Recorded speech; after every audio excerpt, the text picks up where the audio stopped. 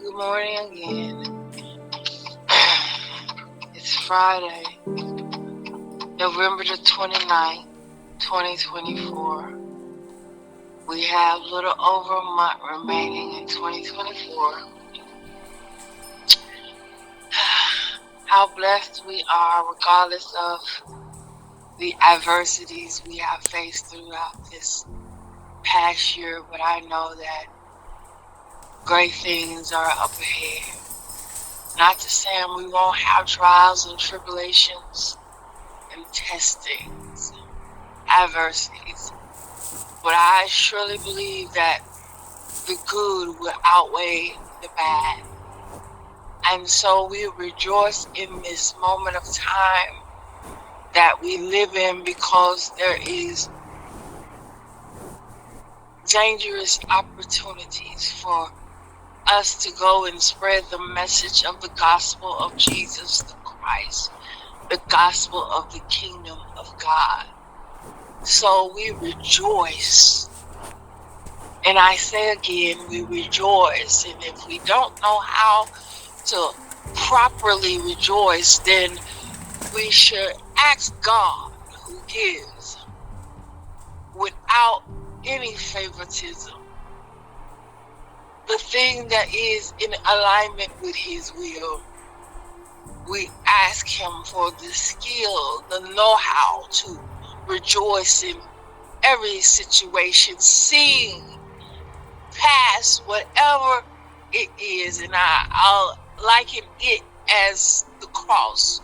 For Jesus, for the sure joy set before him, endured the cross, shunning its shame, and he sat down at the right hand.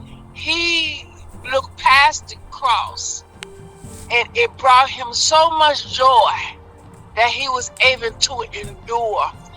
And I like to believe that he looked past the cross and he saw me, and it brought him joy. I like to believe that he looked past the cross and saw you, and it brought him joy. And he endured the adversity, the persecution, the shame, the humiliation, the beating, the betrayal, the rejection. He even endured the abandonment, not just by his disciples, but his father had to turn his back on him.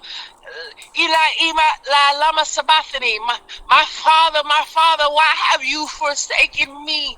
He did that so God would never have to forsake us. So for the joy or whatever it is we're going through, we can see that this ain't it, and it will all end according to the good that God works out for those who love him and are called according to his purpose.